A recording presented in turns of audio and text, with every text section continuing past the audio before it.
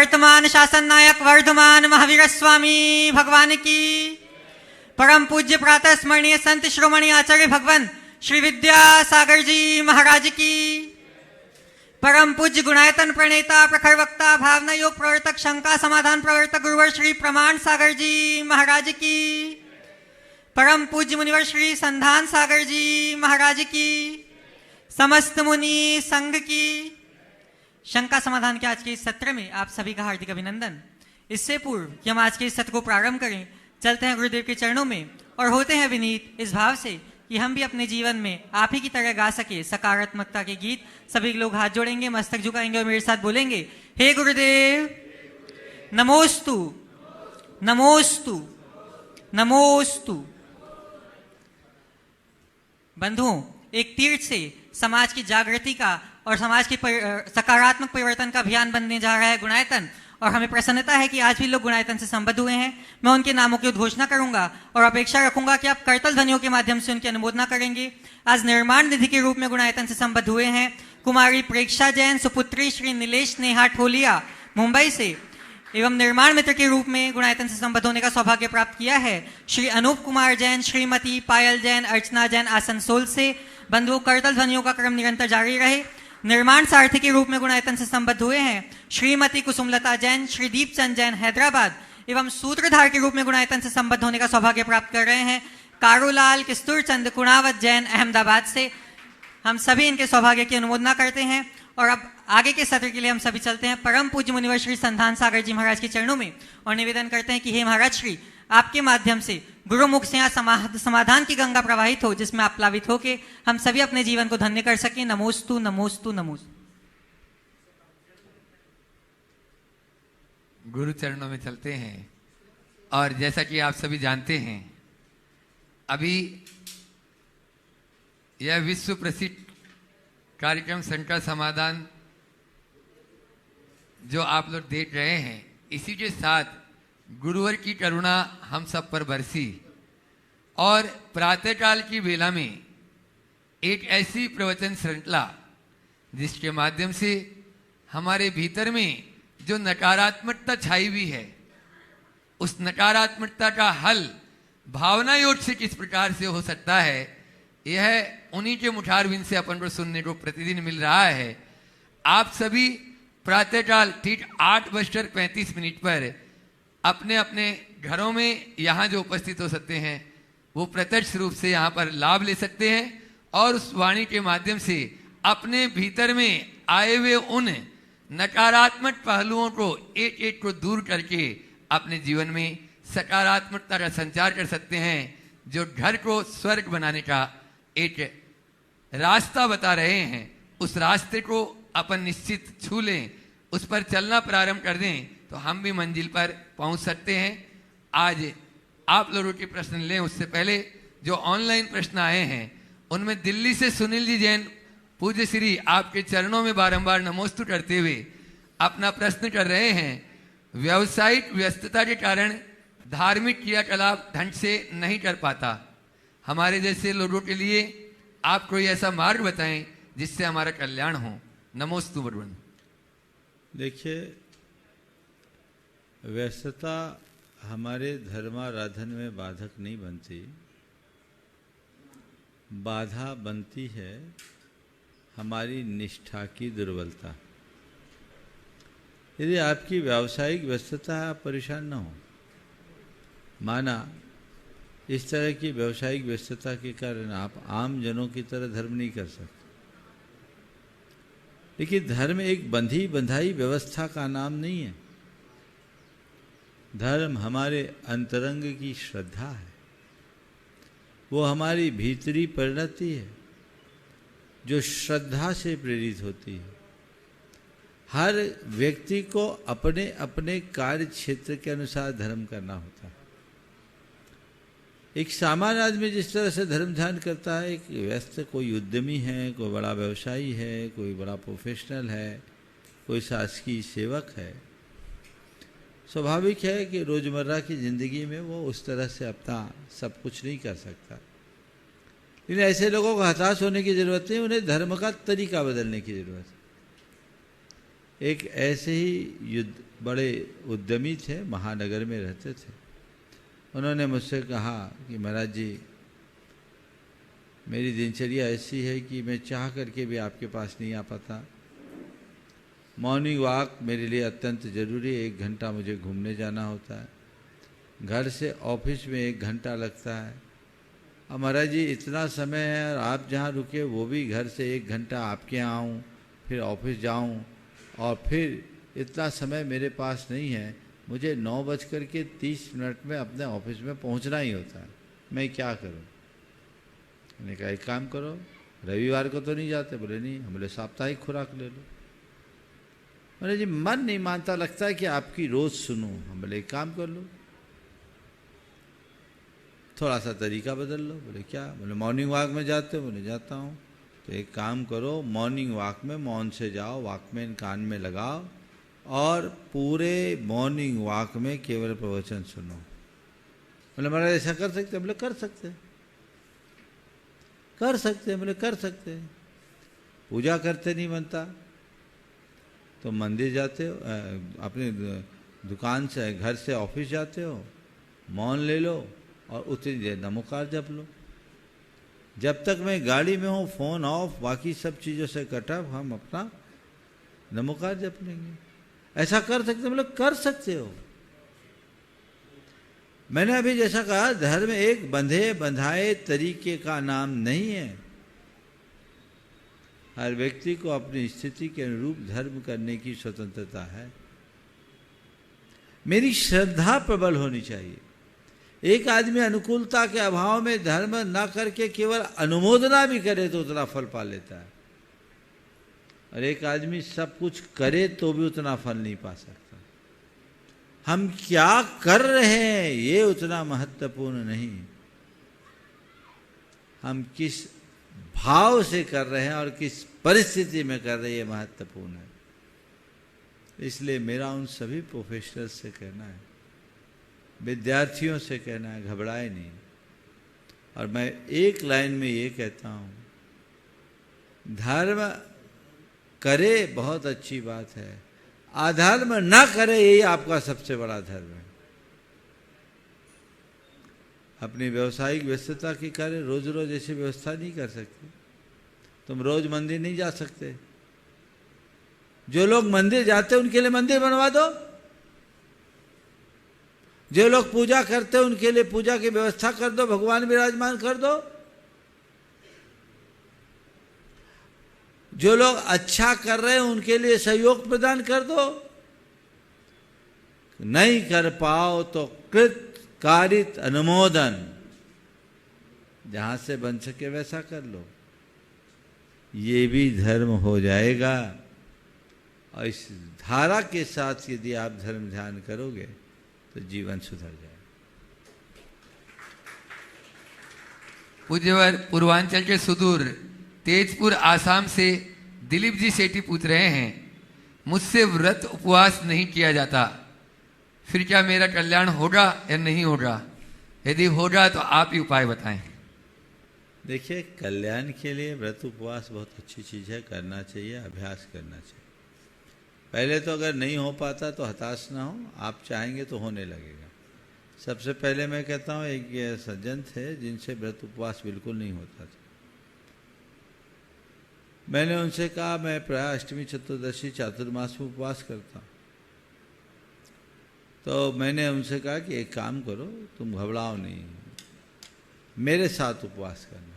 महाराज मुझसे होगा नहीं। बोले बिल्कुल उपवास तुम ऐसा करना, तुम सुबह से आना, 12 बजे तक का त्याग करके आना। ठीक है, उपवास करना चाहते हो? बोले करना तो चाहता हूँ। बोले ठीक है, तो फिर बताऊँगा। वो आया 12 बजे तक, 12 बजे का त्याग हो गया। बोले कैसा लगा? बड़ा अच्छा लगा। बोले क्या करना है? बोले महाराज ठीक लग रहा, आगे बढ़ना है।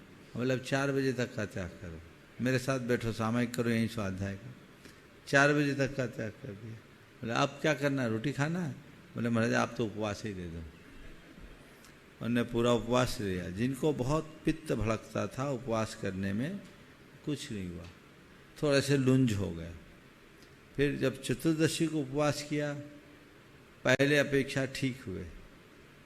फिर अब ये हाल है कि वो व्यक्ति नियमित उपवास करता है, सामर्थ्य बढ़ गई। अभ्यास से आप अपनी शक्ति को उद्घाटित कर सकते हैं, इसलिए व्रत उपवास के लिए उत्साह बना के रखना। लेकिन यदि कोई व्रत उपवास करता है तो इस भ्रम में न रहे कि मैं बहुत बड़ा धर्मात्मा हूँ, और कोई अपनी शारीरिक या अन्य परिस्थितियों वश नहीं कर पाता तो मन में ऐसी हीन भावना न लाए कि मैं कुछ कर नहीं पा रहा हूँ। उनको चाहिए कि व्रत उपवास करते समय भावना भाए, और नहीं कर पा रहे हैं तो जो व्रत उपवास कर रहे हैं उनकी अनुमोदना करें, और व्रत उपवास नहीं कर सकते तो जाप पाठ तो कर सकते हो, जाप पाठ नहीं कर सकते तो दान तो दे सकते हो, दान नहीं दे सकते तो योगदान तो दे सकते हो, और ये भी नहीं कर सकते तो कौरों के लिए अनुमोदना तो कर सकते हो, और ये भी नहीं कर पाओ तो फिर क्या कहूँ, फिर भगवान के पास जा सकते हो, और कोई उपाय नहीं। हम जो कर सके, जितना कर सके, जिस स्थिति में कर सके, भरसक प्रयास करना चाहिए। अगला प्रश्न गुरु चरणों में नमोस्तु करते हुए सांडली महाराष्ट्र से संतोष जी बोरालकर आपके चरणों में आपका रोज शंका समाधान सुनते हैं, और वो प्रश्न कर रहे हैं, पूज्य श्री, किसी का आयु कर्म बंद होने के बाद समाधि मरण संलेखना का अगले जीवन में क्या फल मिलता होगा? कृपया श्रावक व संतोष के परिप्रेक्ष्य में अलग अलग बताने की कृपा करें। देखिए, अगर किसी का समाधि मरण हो रहा है तो ये मान करके चलना, या तो उसकी आयु बंधी नहीं है, और बंधी है तो देवायु ही बंधी है, क्योंकि देवायु को छोड़कर अन्य आयु के बंधने पर कोई अनुव्रत और महाव्रत भी अंगीकार नहीं कर सकता। संलेखना तो बहुत बड़ा व्रत है, और अगर संलेखना की अवस्था में आयु बंधेगी तो नियमतः देवायु ही बंधेगी। अगर कोई निर्दोष रीति से संलेखना धारण करता है तो चाहे वो मुनि हो या गृहस्थ, 2 से 3 भाव में मोक्ष प्राप्त कर लेता है, और बहुत ज्यादा खींचे तो 7-8 भाव में। ये संलेखना का महात्मा है। इसलिए हर व्यक्ति को यदि भाव सागर से पार उतरना चाहता है तो उसे चाहिए कि आवागमन के चक्र से बचने के लिए नित्य भावना भाए, मेरा अंतिम मरण समाधि तेरे दर पर हो।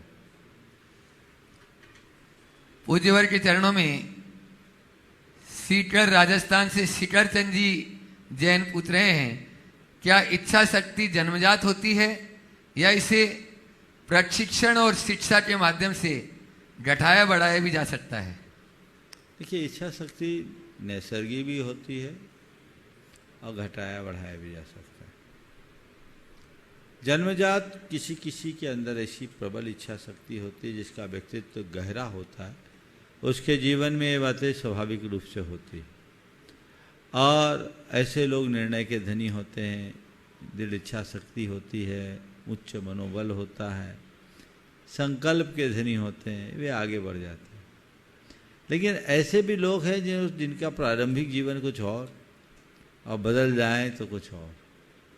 आज नहीं, हम अतीत के उदाहरण से लें, सुकुमार मुनि की कहानी हम लोग सुनते हैं, जो बहुत दुर्बल थे, जिनके पास कुछ भी बर्दाश्त करने की क्षमता नहीं, सरसों का दाना जिन्हें चुभता था, रत्न कंबल भी जिन्हें चुभन उत्पन्न करता था।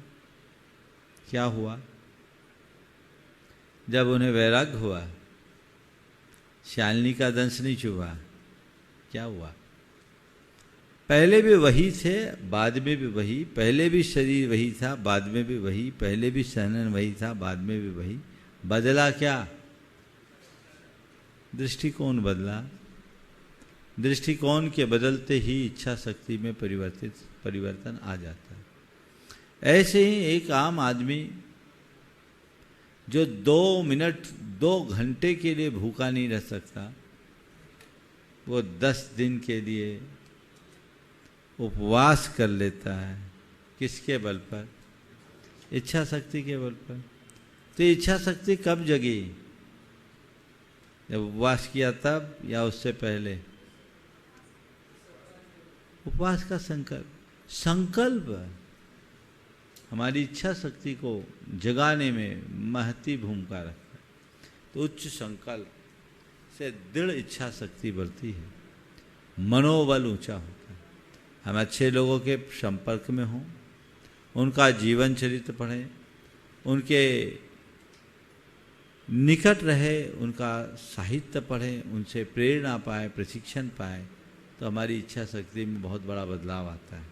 ये कहावत है, जैसी संगत वैसी रंगत, वह निराधार नहीं है।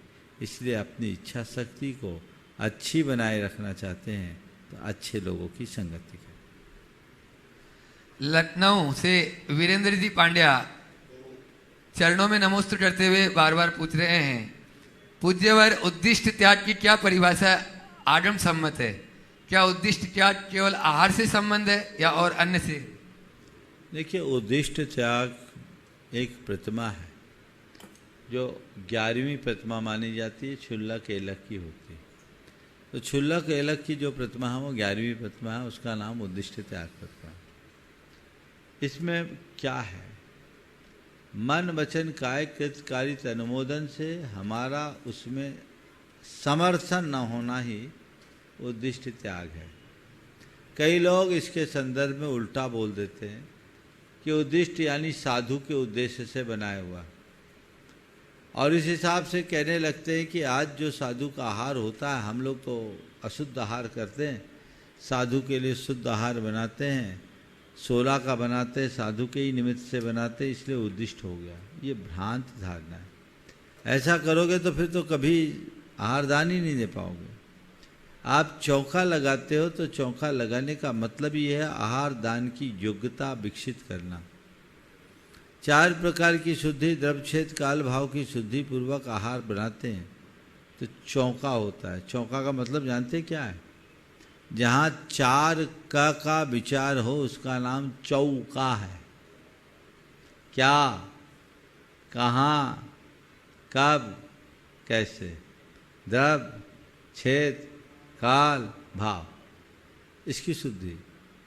तो आपने चौका लगाया, आपने अंदर आहार दान देने की पात्रता पाई, तो आहार दान देने की पात्रता के लिए आपको वैसा बनाना पड़ेगा ना। भगवान का अभिषेक करना है तो इन वस्त्रों में करोगे कि आप शुद्धि पूर्वक वस्त्र बदल के करोगे? साधु को आहार देना है तो जो साधु के योग्य वही दोगे, दूसरे तरीके का तो दोगे नहीं। साधु इसमें कहीं निमित्त नहीं है, ये आपका धर्म ध्यान है, इसलिए आप करते हो। जो लोग इसकी इस तरह की व्याख्या करते हैं वो गलत धारणा से ग्रसित है, उन्हें अपनी धारणा बदल लेनी चाहिए। समझ गए? और फिर यदि एक बार पंडित जगनमोहन सिद्धांत शास्त्री ने बड़ी अच्छी बात की थी कि उद्दिष्ट का ये अर्थ लेते हो तो चौका में जो आहार हो, महाराज के आहार के बाद जितना बचे सब फेंक दो, क्योंकि तुम खाओगे तो देवगुरु धर्म के लिए समर्पित तो निर्माल है, निर्माल खाओगे तो नरक जाओगे। ऐसा है क्या? इसलिए ऐसा किसी भी तरह से आगम सम्मत नहीं है। इसी तरह साधुओं की वसति का बनाना, ये भी उद्दिष्ट नहीं है, श्रावकों का काम है, श्रावक बनाते हैं। साधु विशेष अगर अपने लिए कुछ बनाए तो हम कह सकते हैं, लेकिन आम जनों के लिए कोई बनाते हैं और साधु जन यदि केवल इस प्रेरणा देते हैं कि हमें देव गुरु धर्म की सेवा करनी चाहिए, हमें उनके आहार विहार आदि की व्यवस्था करनी चाहिए, उन्हें चतुर्विध संघ को चतुर्विध दान देना चाहिए, उसमें आवास दान की भी व्यवस्था करनी चाहिए, साधुओं के साधना के अनुकूल रहने लायक वसतिकाएँ होनी चाहिए, तो इसमें कोई बाधा नहीं है। धर्म का मार्ग इसी के बल पर पलेगा। और अब कल जिनका नंबर तो आ गया था लेकिन प्रश्न हुआ था, उत्तर नहीं हो पाया था, वहीं से प्रारंभ अपन कर लें। और इंदौर से अपने बीच में संभव जी जैन अपनी मातेश्वरी मुट्ठी जैन के साथ में यहाँ पर उपस्थित हैं, वे अपना प्रश्न करें और तैयार रहेंगे। काशवी जैन, दीपा जैन, अवधपुरी विद्यासागर प्रमाणिक पाठशाला। मुनीषी के चरणों में कोटि कोटि नमन। महाराज श्री जी, वर्तमान परिप्रेक्ष्य में हमारी एकेडमिक स्टडीज सारी की सारी इंग्लिश भाषा में ही होती हैं। हिंदी में ज़्यादा से ज़्यादा अगर हिंदी सब्जेक्ट पढ़ा भी देते हैं तो अधिकांश हर चीज़ हमें इंग्लिश में ही पढ़ाई जाती है, चाहे साइंस हो चाहे मैथ्स हो। यहाँ तक कि हम लोग को हिंदी की गिनती भी नहीं आती है, जिस कारणवश हम लोग कैलेंडर्स आदि भी नहीं देख पाते हैं, तारीख नहीं पता कर पाते, कभी हिंदी की पुस्तक हो तो उसमें पेज नहीं देख पाते। ये चीज़ें दिक्कत हो जाती है। और महाराज जी ये भी देखा जाता है कि 2 प्रश्न अगर लिखे रहते हैं तो भले ही उनके पीछे की साइंस, उनके पीछे की टेक्नोलॉजी सेम है, अगर हिंदी भाषा में उसे लिखा गया है तो उसे प्रिमिटिव समझा जाता है हमारे साथ के। अगर हिंदी भाषा में कोई प्रश्न लिखा है उसका विज्ञान वही है जो इंग्लिश भाषा में है, परंतु उसे प्रिमिटिव और पिछड़ा हुआ माना जाता है। हम सबके साथ में हम लोग देखते हैं चीज़, लोग बोलते हैं कि हाँ ये तो ऐसे ही है और इंग्लिश है तो बहुत अच्छा है।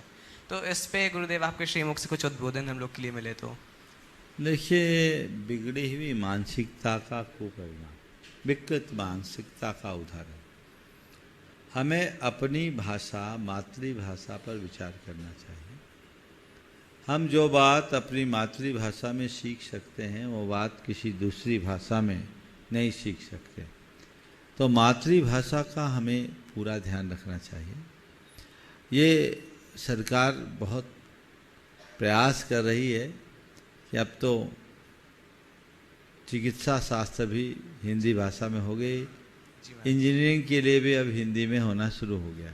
जी महाराज जी। लोगों को अपनी भाषा, अपनी संस्कृति पर गर्व होना चाहिए और उस पर सीखने का अभ्यास करना चाहिए। कुछ शब्द ऐसे हैं, क्योंकि आप लोगों की पढ़ाई प्राय अंग्रेजी माध्यम में हुई, तो अंग्रेजी माध्यम में पढ़ाई होने के कारण आज के नए बच्चों को हिंदी का अर्थ नहीं आता। अब कल मैंने पूरा प्रवचन अस्वीकृति पे दिया था और एक बच्चे को अस्वीकृति का अर्थ पता नहीं था, तो मुझे लगा ये मामला बहुत गड़बड़ है। हमने कहा नॉन एक्सेप्टेंस, तो समझ में आ गया। तो एक्चुअल में मामला ही गड़बड़ है। भारतीय बीज को विदेशी खाद दिया गया, इसलिए फसल का रंग बिगड़ गया है, समझ गए।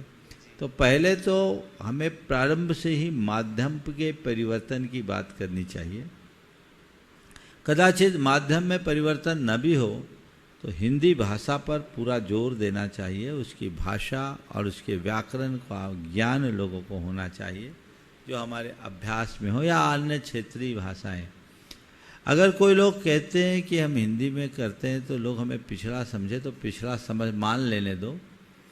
हम पिछड़ा समझने कोई दिक्कत नहीं, हमारी भाषा पिछड़नी नहीं चाहिए, ये लक्ष्य रखकर। और ऐसे लोगों को प्रधानमंत्री जी से सीख लेना चाहिए जो दुनिया के हर कोने में जाते हैं और अपनी मातृभाषा में अपना वक्तव्य देकर आते हैं।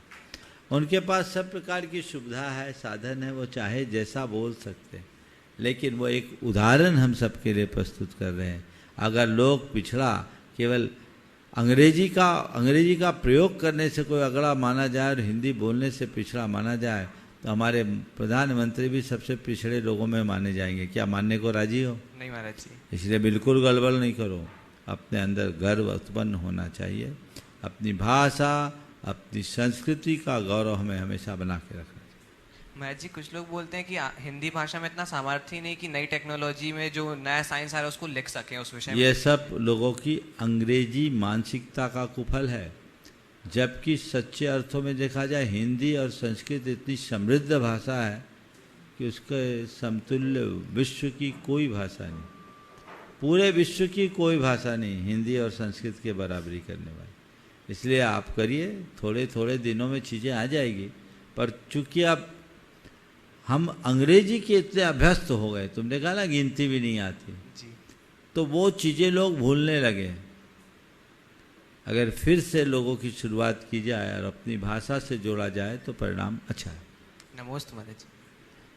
काशवी जैन, दीपा जैन, अवधपुरी, वे अपना प्रश्न करें और उसके बाद में अपूर्वा पारस जैन तैयार रहें।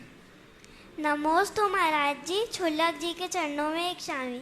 हमारे जैन धर्म में अष्टमी चतुर्दशी का इतना महत्व क्यों है? हम बच्चों को क्या पालन करना चाहिए? देखिए, अष्टमी और चतुर्दशी को जैन धर्म के अनुसार पर्व तिथि के रूप में जाना जाता है। अष्टमी को अष्टकर्म के नाश का और चतुर्दशी को 14 गुणस्थानों से पार उतरने का प्रतीक माना जाता है। तो ये दोनों हमारी बड़ी मुख्य तिथियाँ हैं। अब सवाल है, व्रत उपवास अष्टमी और चतुर्दशी को ही क्यों किया जाता? आज से लगभग 40 साल पहले मैंने एक शोध लेख पढ़ा था। उस शोध लेख में ये बताया कि जैसे इस धरती पर 2/3 जल तत्व होता है, 1/3 ठोस तत्व, वैसे ही हमारे शरीर में भी 2/3 जल तत्व है, 1/3 ठोस तत्व।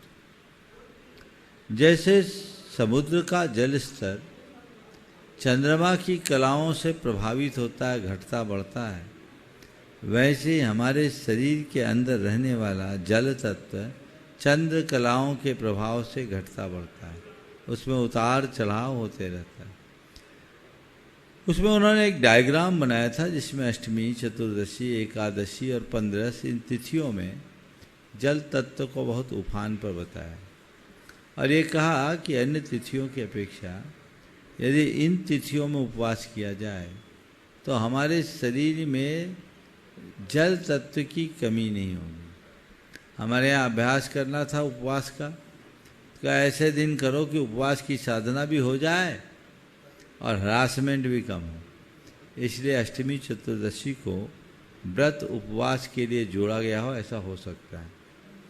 अभी सर्दी के शिकार लोग जो शीत कटिबंधीय देश हैं अमेरिका में और अन्य यूरोप में, वहाँ लोगों को सर्दी की बीमारी बहुत होती है, तो उनके लिए प्रयोग किया गया कि वे इन दिनों उपवास करें, जल तत्व की कमी करें, ये उसमें दिया था। तो इस तरीके से चीज़ें बनती और बदलती हैं। हम इसलिए अष्टमी चतुर्दशी को अपनी साधना का दिन मानना चाहिए। बच्चों को क्या करना चाहिए? इन दोनों तिथियों को अपना महत्वपूर्ण दिन मानकर इन तिथियों में मंदिर जाना चाहिए। कोशिश करनी चाहिए कि इन दिनों में हम बाजार का कोई चीज़ें नहीं खाएं। अपने आप को जितना शुद्ध बना सको बनाओ। रात में कुछ ना खाएं, शुद्ध जैनी बने। सप्ताह में एक दिन महीने में दो अष्टमी आती, 2 चतुर्दशी आती, 4 दिन का ये अभ्यास पूरे जीवन का काया पलट करे। केवल बच्चों के लिए नहीं बोल रहा, बड़ों के लिए भी कह रहा हूँ। थोड़े बड़े लोग हो सके तो उपवास नहीं तो एकासन करें। एकासन नहीं कर सकते तो कम से कम अष्टमी चतुर्दशी को रात्रि में 4 प्रकार के आहार का त्याग कर दें। एक अष्टमी एक चतुर्दशी में अगर रात में 4 प्रकार के आहार का त्याग करोगे तो एक पखवाड़े में एक उपवास का फल मिल जाएगा। 12 घंटे का उपवास हुआ, महीने में 2 उपवास तुम्हारे हो जाएंगे खा पी के। कुछ तो करो, सादगी से रहो। उन दिनों इधर उधर की चीज़ें न खाएं, सौंदर्य प्रसाधनों का प्रयोग न करें। अपने आप को जितना संयममय बना सके शरीर से और मन से उतना बनाए। तो बच्चे बड़े सब के लिए साधना का दिन है ये अष्टमी और चतुर्दशी का दिन, सभी को उसी अनुरूप करना चाहिए। अपूर्वा जी पारस जी जैन, जिनके आज जीवन का विशेष दिन भी है और उसके बाद में तैयार रहेंगे। आज अपने बीच में सिरपुर से ब्रह्मचारी अजय भैया जी यहाँ पर उपस्थित है। मैं चाहूँगा वे अपना प्रश्न गुरु चरणों में करें। नमोस्तु महाराज जी, नमोस्तु महाराज जी, नमोस्तु महाराज। महाराज जी, मेरा प्रश्न ये है कि आस्था, श्रद्धा और समर्पण में क्या अंतर है? आस्था, श्रद्धा और समर्पण में क्या अंतर है? देखो, ऐसे देखा जाए तो तीनों शब्द एक दूसरे से जुड़े हुए। आस्था और श्रद्धा को प्रायः पर्यायवाची मानते हैं, है ना। किसी के प्रति लगाव जुड़ाव होना आस्था कहलाती है, किसी को आदर्श मानकर अपने हृदय में बिठा लेना श्रद्धा कहलाती है। लेकिन समर्पण उससे आगे की भूमिका है। समर्पण का मतलब है कि हम किसी को अपना इष्ट आदर्श मानकर उसके प्रति अपने आप को अर्पित कर दे, यानी उसका अनुगामी बनने के लिए तत्पर हो जाए, ये समर्पण का भाव है। नमोस्तु महर्षि। महर्षि, एक छोटा सा प्रश्न है कि गंधोदक को हम बहुत पवित्र मानते हैं और अशुद्ध हाथों में बिल्कुल नहीं लगना चाहिए। तो महर्षि, जो खुले में गगन जिनबिंब रहते हैं और अभी जैसे वर्षा का मौसम है, तो जैसे अभी गोमटगिरी इंदौर में मैंने देखा कि वहाँ वर्षा का जल पूरा बह के आ रहा है और लोगों के पैरों में पड़ रहा है महर्षि, तो क्या उस जल को हमारे पैरों में पड़ने से दोष लगेगा? नमोस्तु महर्षि। देखो, इस विषय में मैंने पहले भी कई बार कहा खुले वितान पर में जिनबिंब की स्थापना करने से पहले सोचना चाहिए, और जहाँ जहाँ भी खुले वितान में जिनबिंब स्थापित हुए हैं उनका अध्ययन करना चाहिए। मेरे अनुभव के अनुसार खुले वितान में स्थापित जिनबिंब के परिणाम मुझे अच्छे दिखाई नहीं पड़े। आपने आसमान के नीचे भगवान विराजमान कर दिया, अब भगवान तो विराजमान हो गए, रोज पक्षी भी बीट करते हैं। बड़े बड़े जिनबिंबों में तो मैंने देखा है बाद में लोग सटक से, यानी पाइप होते ना, उससे सफाई कर रहे हैं। अब नहीं, भगवान है त्रिलोकीनाथ, ऐसे भगवान को विराजमान नहीं करना चाहिए। जहाँ भी विराजमान करो कवर्ड करो। अभी भी हमने आदिनाथ और महावीर भगवान की जो स्थापना हुई गोयल साहब के यहाँ, मैंने उनको प्रेरणा दी कि आप खुले आसमान के नीचे न करें तो अच्छा होगा, आप उन्हें कवर्ड करो। वो कवर्ड करने की योजना भी बना रहे, तो कवर्ड ही करना चाहिए, खुले वितान के नीचे रखना उचित नहीं है। अब जहाँ है वहाँ हम क्या करें? बारिश हो रही, गंदोदक बह रहा है, तो क्या करें? हाँ, वो तो पूरे में बह रहा है। भगवान का गंदोदक तो पूरे में बह रहा है। पहला प्रयास ये करना चाहिए कि गंदोदक सब तरफ न फैले, उसके लिए पनाले बनाए और उस हिस्से में कोई न जाए, तभी जाए जब सूखा हो। पर ये एक समस्या नहीं है, समस्या तो ये है कि उनके रख रखाव की, स्वच्छता की। बाहुबली भगवान की बात अलग है, उस पर आज तक कोई पक्षी नहीं बैठा, लेकिन अन्य जिनबिंबों के साथ बहुत सारी स्थितियां बनती है। तो खुले वितान के नीचे भगवान को विराजमान करने के पहले लोगों को विचार करना चाहिए। नमोस्तु महाराज जी। सिरपुर से अपने बीच में बाल ब्रह्मचारी अजय भैया जी अपना प्रश्न करें, और उसके बाद में मैं देख रहा हूँ आज गुरुवार की इस औदारिक देव की जन्मस्थली हजारीबाग से बहुत सारे लोग यहाँ पर उपस्थित हुए हैं, और उनमें किशोर जी विनायक के नेतृत्व में एक बार जोरदार तालियों से इनका स्वागत अभिनंदन करें। अनिता जी, किशोर जी विनायक और उनके सभी साथी जन वो प्रश्न करेंगे, इसके बाद में तैयार रहें। परम पूज्य मुनिद्वय के चरणों में मेरा और माँ और परिवार का कोटि का नमोस्तु। पूज्य छुल्लक जी के चरणों में इच्छामी इच्छामी। पूज्य श्री के आशीर्वाद से उड़ीसा प्रांत में इस बार ग्रीष्मकालीन शिविर लगाया, और वहाँ आपके आशीर्वाद से धर्म प्रभावना हुई, और हमारे साथ व्रती और भी गए थे, सभी ने वहाँ पर धर्म प्रभावना की। हम मुनिश्री के चरणों में नमो निवेदन करते हैं कि आगे और हम लोग धर्म प्रभावना कर सके, इसके लिए मार्गदर्शन करें। नमोस्तु। पहले तो मैं चाहूँगा एक बार ब्रह्मचारी अजय भाई का आप जोरदार सम्मान, आगे सम्मान करें, आगे सम्मान कर दो। महावीर आप भी आ जाओ। ये बहुत समर्पित लोगों की टीम, बंधुओं, उस क्षेत्र में धर्म प्रभावना का काम पिछले कई वर्षों से गुणायतन के माध्यम से हो रहा है, और ये लोग अपना समय देकर बहुत अच्छा काम कर रहे हैं। अभी भी ये लोग जो काम करके आए और इनके कार्यों की उपलब्धियों को सुनकर मन बड़ा हर्षित हुआ। हम इन सबको यही आशीर्वाद देते हैं कि योजनाबद्ध तरीके से लोगों के हृदय में धर्म की अलख जगाएं, ताकि लोग धर्म को आत्मसात करते हुए समाज की मुख्य धारा में जुड़ सके। तुम्हारे माध्यम से तुम्हारे साथ जाने वाली पूरी टीम को बहुत बहुत आशीर्वाद। हजारीबाग से अपने बीच में किशोर जी विनायक जी ने और सभी साथी जन दो प्रश्न कर लेंगे, एक पुरुष वर्ग और एक महिला वर्ग। हाँ, मंच पर विराजमान सभी मुनिराजों को मेरा नमोस्तु, और छुल्लक जी महाराज जी लोग को इच्छामी इच्छामी इच्छामी।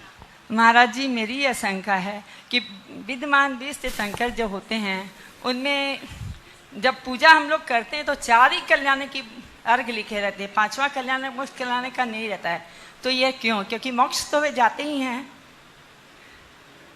विद्यमान 20 तीर्थंकर की स्वतंत्र पूजा आप लोग करती हैं क्या? श्रीमंदर स्वामी जी की। हाँ अरे 24 तीर्थंकर की कर लो ना, काय झमेले में पड़ते नहीं। हैं? 24 कम पड़ रहे हैं क्या? करते तो है ही हमारे मूल आराध्य कौन है? आदिनाथ भगवान। 24 तीर्थंकर। 24 तीर्थंकर।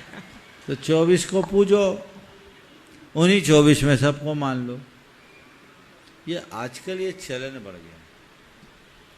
आप लोगों को एक बहुत ही रहस्य की बात करता हूं। 20वीं शताब्दी से पहले पूरे देश में एक भी सिमंदर स्वामी की प्रतिमा देखने को मिली क्या? बोलो। नहीं मिली ना? तो क्या पहले सिमंदर भगवान को लोग जानते नहीं थे, मानते नहीं थे क्या? जानते थे। ये शुरुआत 20वीं शताब्दी में। जहाँ तक मुझे जानकारी है, इसकी सबसे पहली शुरुआत 20 तीर्थंकर की आहार जी से हुई। शायद 1970 या उसके आसपास 20 तीर्थंकरों की स्थापना वहाँ हुई। त्रिकाल 24 और विद्यमान 20 तीर्थंकर के जिनबिंब वहाँ विराजमान। फिर हमारे यहाँ एक वर्ग हुआ जिसने आपने आपको सिमंदर स्वामी से कनेक्ट किया और उन्हें 24 तीर्थंकर रास नहीं आए। उनके मंदिर के मूल नायक ही सिमंदर स्वामी बन गए और नाम पड़ गया सीमंदर जिनालय। लोगों का रुझान बढ़ गया।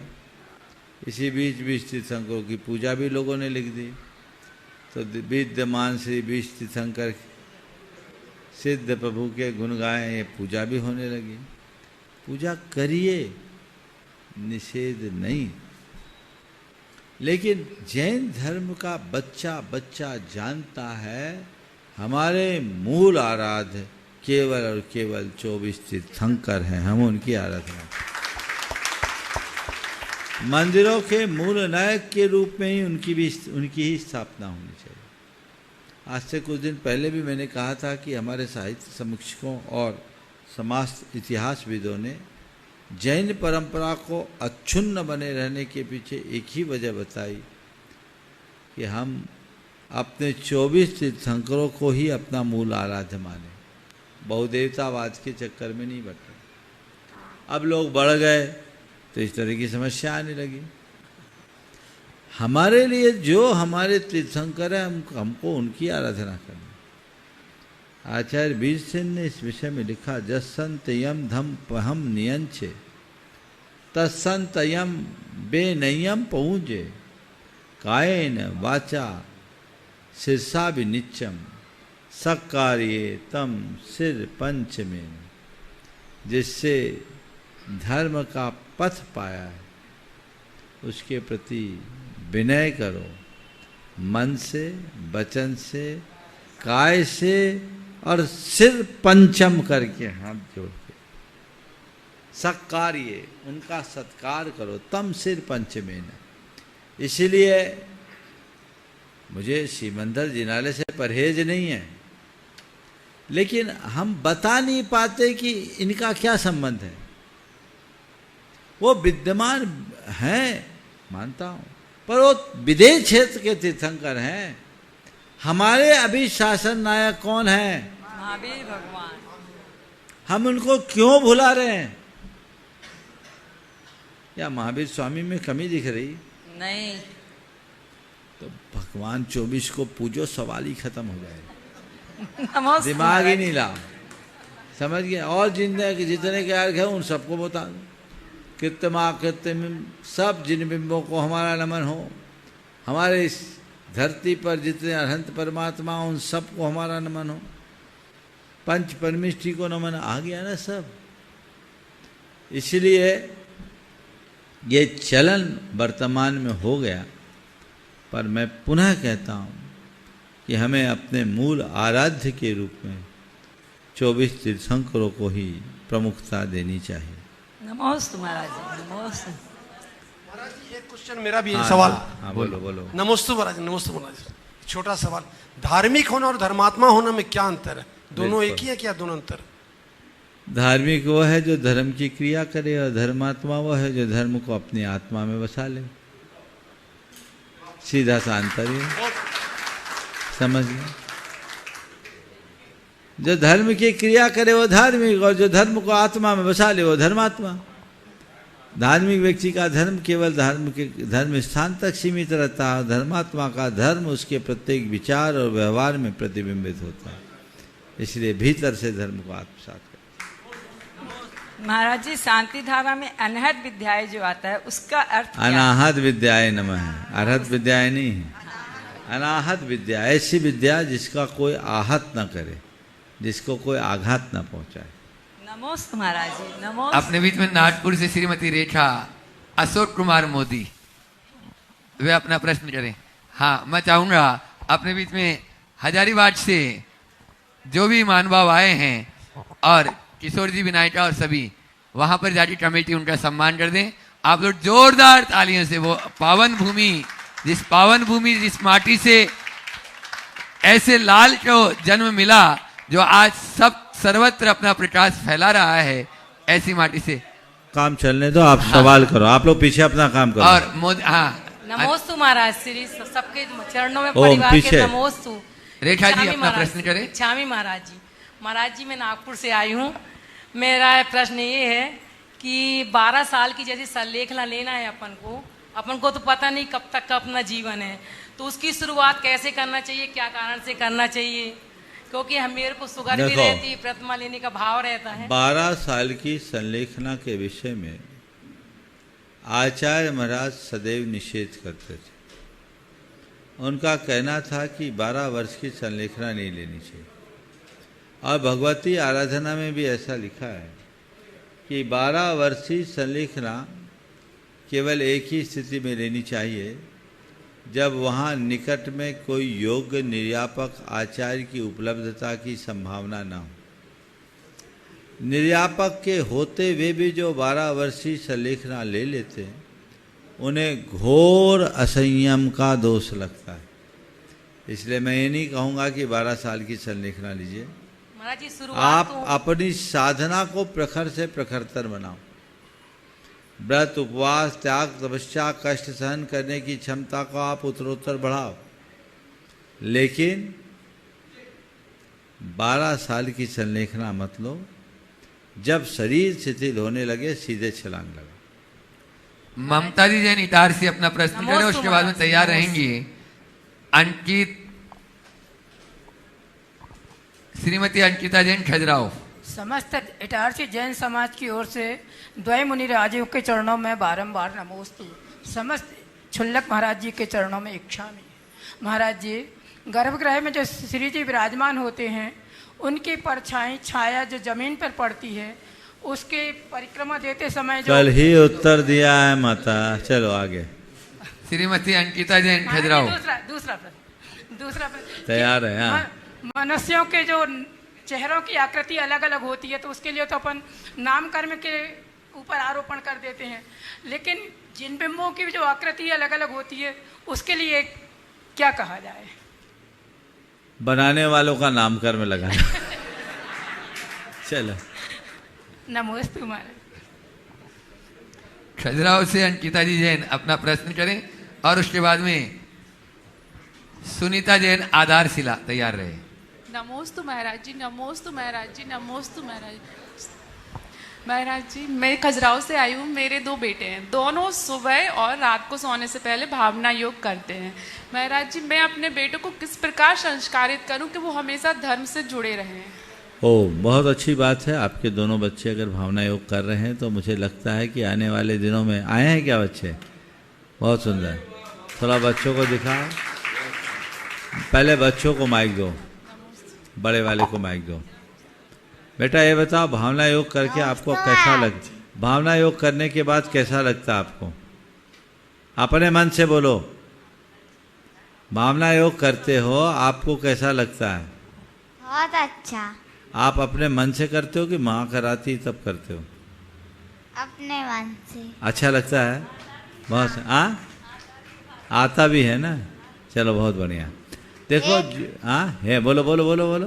हे प्रभु, आपके चरणों में कोटि कोटि नमन, कोटि कोटि वंदन, कोटि कोटि आभार। बहुत सुंदर, चलो हो गया, टेस्ट हो गया। तो कहने का तात्पर्य है, बच्चा अगर नियमित भावना योग करता रहेगा, संस्कार अपने आप बढ़ते रहेंगे। बच्चों को नमोस्तु। हाँ बहुत सुंदर। बच्चों को इसके साथ ओम, बच्चों को भावना योग करा रहे हैं, इनको नियमित ज्ञान की बातें सिखाएं, प्रामाणिक पाठशाला से जुड़ें। अगर आपके यहाँ पाठशाला नहीं है तो प्रामाणिक समूह से जुड़ जाए। हाँ पाठशाला नहीं चलती हमारे यहाँ। हाँ, तो प्रामाणिक समूह से जुड़ जाए, ऑनलाइन पाठशाला से जुड़े, जी मैम। गुरुओं के प्रवचन इनको सुनाए, समय समय पर प्रवचनों का सार सुनाए, जी मैम। ताकि बच्चों का संपर्क बना रहे। महाराज जी एक क्वेश्चन और है। और एक ही टाइम बहुत कम बचा है। सुनीता जी जैन, आधारशिला टीकमगढ़ वाले, और उसके बाद में यदि समय रहेगा तो तैयार रहेंगे। बैरागढ़ से अंकित जी जैन, भोपाल। नमोस्तु गुरुवार, नमोस्तु गुरुवार, नमोस्तु गुरुवार। छुल्लक जी के चरणों में इच्छा में इच्छा में। हे महाराज जी, मेरा एक प्रश्न है कि निश्चय और व्यवहार में क्या अंतर है? क्या? निश्चय और व्यवहार में क्या अंतर है? निश्चय और व्यवहार में क्या अंतर है? हाँ। देखो, पहला जो भीतर है वो निश्चय, और जो बाहर है वो व्यवहार। जी। समझिए, जो भीतर है वो निश्चय, और जो बाहर है वो व्यवहार। ठीक है? जो तात्विक है वो निश्चय, और जो प्रकट है वो व्यवहार। जो शुद्ध है वो निश्चय, जो अशुद्ध है वो व्यवहार। जो साध है वो निश्चय, जो साधन है वो व्यवहार। ये हम अंतर कर सकते हैं। निश्चय और व्यवहार को थोड़ा ठीक तरीके से समझना। निश्चय और व्यवहार मार्ग भी है, और निश्चय और व्यवहार नए भी है। निश्चय और व्यवहार नए की जब बात करते हैं तो निश्चय और व्यवहार दोनों हमारे लिए उपयोगी है। नए वस्तु नहीं, वस्तु को जानने का माध्यम है। किसी भी वस्तु को हम जब देखते हैं तो हमें उसका दो रूप दिखता है। एक उसका प्रकट रूप, और दूसरा उसका तात्विक स्वरूप। प्रकट रूप परिस्थितियों से बनता और बदलता है, तात्विक रूप स्टेबल रहता है। जैसे पानी गर्म हो तो गर्म पानी, पानी का गर्म होना वह उसका वैभाविक स्वरूप है, और पानी का ठंडा बना रहना वह उसका स्वाभाविक रूप है। पानी गर्म कब होता है? जब उससे अग्नि का संयोग मिलता है। और पानी ठंडा कब रहता है? जब उसके लिए कोई संयोग नहीं हो। तो जो स्वभाव है वो आंतरिक है, और जो विकार या विभाव है वो निमित्त सापेक्ष है। तो वस्तु के इन दोनों रूपों को हमें जानना होता है कि वस्तु का जो तात्विक रूप क्या है और उसका विकारी रूप क्या है। हम ऐसे आत्मा में ले, निश्चय बताता है कि तेरी आत्मा शुद्ध, ज्ञाता, दृष्टा है, चैतन्य स्वरूप है। तेरी आत्मा में रंच मात्र विकार नहीं है, वो सिद्ध के समान है। पर व्यवहार कहता है, अगर आत्मा तेरी शुद्ध है तो ये गुस्सा कौन कर रहा है, ये लालच कौन कर रहा है, ये मोह में कौन उलझा है, ये वासना के विकार में कौन फंसा है? तेरा ही है ना? हाँ है। तो निश्चय कहता है ये सब वैभाविक है, अज्ञान की परिणति है। चेतना को जानेगा, धीरे धीरे ये खत्म हो जाएगी। तुझे अपनी आत्मा के शुद्ध स्वरूप को उद्घाटित करना है तो तू जान मैं शुद्ध आत्मा हूँ। तो जिसने कहा मैं शुद्ध आत्मा हूँ, वो अपने आप को संसार में ही शुद्ध आत्मा मानना शुरू कर दिया। मैं शुद्ध आत्मा हूँ, मैं शुद्ध आत्मा हूँ, शुद्ध आत्मा हूँ। और दूसरे ने देखा अरे भैया मेरे अंदर ढेर सारे विकार है, मैं तो किसी काम का नहीं, मैं तो काम का ही नहीं, मुझ में ढेर दोष है, ढोस विकार है, दोनों अटक गए। समझदारी किस में है? दोनों की बातों को अलग अलग दृष्टि से स्वीकार करो। मैं शुद्ध आत्मा हूं क्योंकि अभी भी मेरे भीतर शुद्ध आत्मा होने की शक्ति विद्यमान है, पर ये विकार मेरे भीतर है, मेरा स्वभाव नहीं, क्योंकि मैं अपने मार्ग से भटक कर इसमें उलझ गया हूं। ये विकार मेरा स्वभाव नहीं, मुझे विकार को नष्ट करना है। जिस दिन विकार विनष्ट हो जाएंगे उस दिन मेरी आत्मा शुद्ध हो जाएगी। ये जानना जरूरी है। तो वस्तु के स्वरूप को, हमें दोनों रूपों को जानना जरूरी है। एक को जानेंगे तो अधूरा रह जाएगा। दो लोग थे, दोनों बहुत प्यासे थे। मालूम पड़ा 1 किलोमीटर आगे एक कुंड है, वहाँ पानी है। दोनों गए तो देखा पानी उबल रहा था, 70 डिग्री टेम्परेचर, उबलता पानी। एक ने कहा हे भगवान पानी उबल रहा है, अब तो प्यासा मरना पड़ेगा। दूसरे ने कहा अरे मूर्ख, तुझे मालूम नहीं पानी त्रिकाल शुद्ध शीतल होता है। पानी त्रिकाल शीतल होता है, जो उष्ण है वो जल नहीं, और जो जल है वो उष्ण नहीं। पहला तो प्यासा तड़प रहा था एक, और दूसरा उबलता पानी मुंह में डाला, 70 डिग्री टेम्परेचर का, पूरा मुंह जल गया। हे भगवान क्या हो गया, क्या हो गया, वहीं पड़ा रहा। तब एक समझदार आदमी आया, उसने कहा भैया क्या परेशानी है बताया। देखो बहुत प्यास लग रही है और बहुत परेशानी है, मुंह भी जल गया, क्या करे। बोले मूर्खो, तुम दोनों बात तो कह रहे हो पर अधूरी है। जो कह रहा है पानी गर्म है, उबल रहा, प्यासे मरना पड़ेगा, वो बात सही है, लेकिन उसको ये समझना चाहिए कि पानी कितना भी गर्म हो थोड़ी देर में ठंडा हो जाएगा। और ये कह रहा है पानी शीतल है, उसकी बात भी सही है कि शीतल तो है, इसका मतलब अभी शीतल नहीं है, शीतल होने की शक्ति है। उसने एक बर्तन में कुंड से पानी निकाला, थोड़ी देर उसमें हवा झेला, देखते देखते पानी ठंडा हो गया। बोला लो पियो, दोनों का गला तर हो गया। समझ गए? तो हमें अनेकांतात्मक दृष्टि को अपनाने की जरूरत है। एकांत को पाओगे तो गड़बड़ है। अब निश्चय और व्यवहार मार्ग, एक प्रवृत्ति का मार्ग है, एक निर्वृत्ति का मार्ग है। हम जो प्रवृत्ति में जीते हैं वो व्यवहार है, जिसमें धार्मिक क्रियाएं होती है, और जो निर्वृत्ति में जीते हैं वो निश्चय है, वो ध्यानात्मक परिणति है। जहाँ हमारी साधना में केवल आत्मा आ जाए वो निश्चय है, और जहाँ हमारी प्रवृत्ति में व्रत, संयम, तप, त्याग, दान आदि क्रियाएं हो जाए वो व्यवहार। आत्मा से बाहर व्यवहार और आत्मा में निश्चय, दोनों में अंतर क्या है? एक फूल और एक फल। व्यवहार फूल है और निश्चय फल है। लेकिन फूल को तोड़ दोगे तो फल नहीं खा पाओगे, फूल ही विकसित होकर फल में परिवर्तित होगा। और एक बात मैं कह दूं, निश्चय को पाना कठिन है, व्यवहार को निभाना कठिन है। निश्चय को पाना कठिन है और व्यवहार को निभाना कठिन है। दोनों चीजें साथ लेकर के चलेंगे तो जीवन का पथ प्रशस्त होगा। समय हो गया, यहीं पर विराम। बोलिए परम पूज्य आचार्य।